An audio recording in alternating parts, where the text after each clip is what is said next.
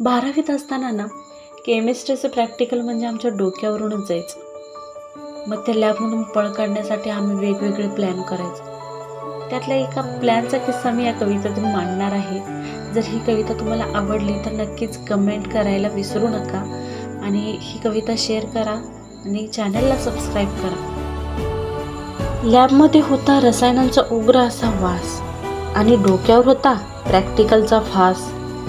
मॅडमच्या कडक नजरेचा बसला होता पहारा जिथे. सुचला आमच्या मनूला अचानक एक सुपीक इशारा तिथे आणि हळूच म्हणाली, अगं ऐक प्रणती, आता मी देणार आहे झटका. चक्करचं नाटक करून करूया का ग आपण सुटका. मीही वैतागले होते.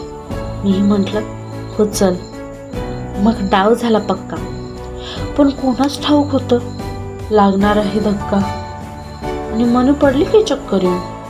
मॅडम धावत आल्या. बाई जेवली होतीस का ग, काळजीनं विचारू लागले. आणि इथे झाला लोचा, सस्पेन्सचा फुटला फुगा. मनू गोड हसून म्हणाली, हो मॅडम पोटभर जेवले बघा. मी दिला जोरात पाय तिच्या पायावर, तिला भानावर आणायला. तर ही शहाणी लागली चक्क तिथेच ओरडायला.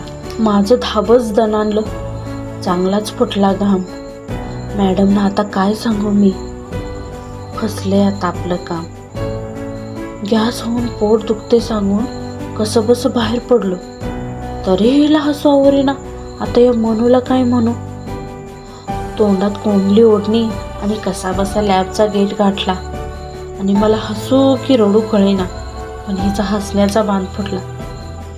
नाटक फसलं तरी सुट्टीचं मिश्रण झालं एकदाचं फत्ते.